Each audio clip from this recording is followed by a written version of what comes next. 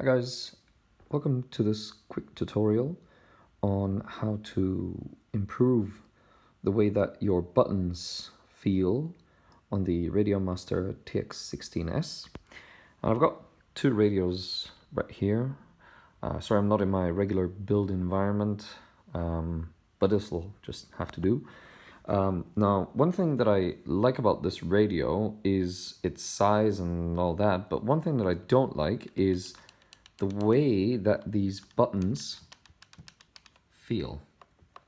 Yeah, so you can see, for example, if I try to move that, there's a bit of jiggle in the wheel itself, and that's both along the axis as well as at the bottom where it's touching that button right there. And I don't like the way this feels, so I have a few improvement suggestions, and it basically just uses this clear, I think it's about 1 mm thick Gorilla tape. This is very easily removable, so you can always revert back to whatever you had previously. But there's another thing that I wanted to show you, and that is how to get basically this play, how to get rid of it. Obviously, if you're flying drones, you will have these, you might have some snippets of silicone wire hanging around. And what I've done is I've cut off from, I think, I'm not sure what gauge this wire is. Don't know, maybe 16? Does it say on there?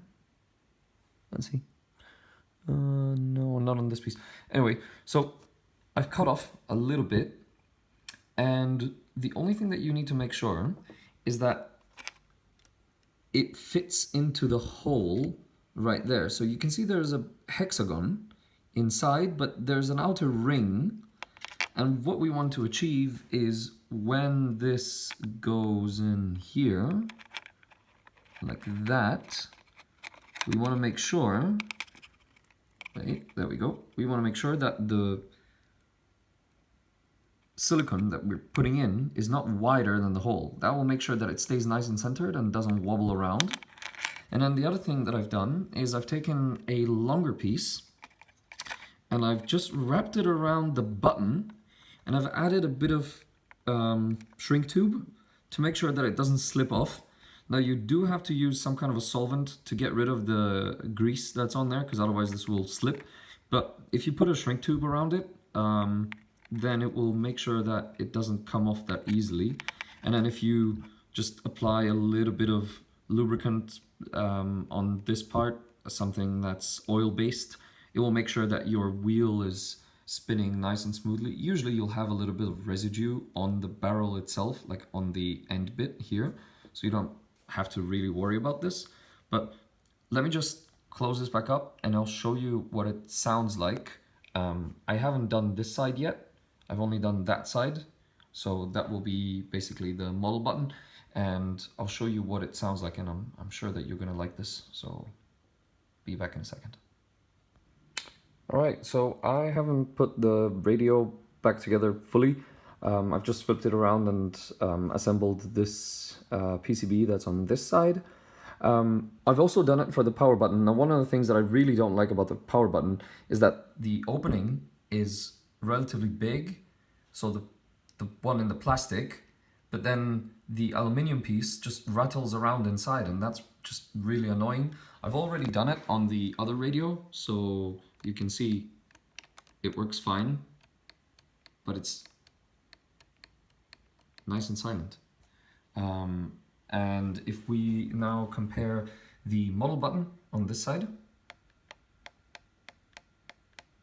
you can see how that sounds versus. Now, some people might like this more, but I don't want the buttons to be that loud, and I found that this is a very good way to smooth them out. Now, the other thing is the scroll wheel tends to scroll very easily. I'm not a very big fan of that. The new scroll wheel is a bit more clicky, but you can see even when I'm not moving it, it's got a little bit of wiggle, you know? It's just not... Basically that hexagon thing that I showed you earlier, it's just a tiny bit bigger than the opposite that's on the barrel itself. So you've got a little bit of play, and I don't like it. Now let's have a look on the other side. First of all, we don't have any vertical play, and that's good. Second, we don't have any horizontal, like vertical play in this direction, and we don't have any play in this direction. So basically, it doesn't rattle anymore. And then when you press down, it's nice and silent. And then the other thing, when you scroll, it's very, very, very smooth. You can barely hear it. I don't know if the microphone picks this up, but it just sounds amazing. Compared to this one,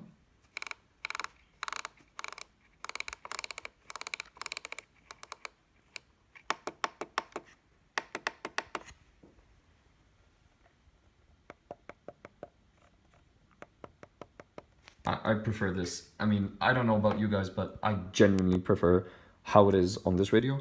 Now this is the Mark 1. I'm basically upgrading this to make sure it's perfect. And then I'll be doing the Mark 2. So yeah, I hope this was useful, and I hope that you can get around this. And yeah, that's all, guys. Thanks for watching.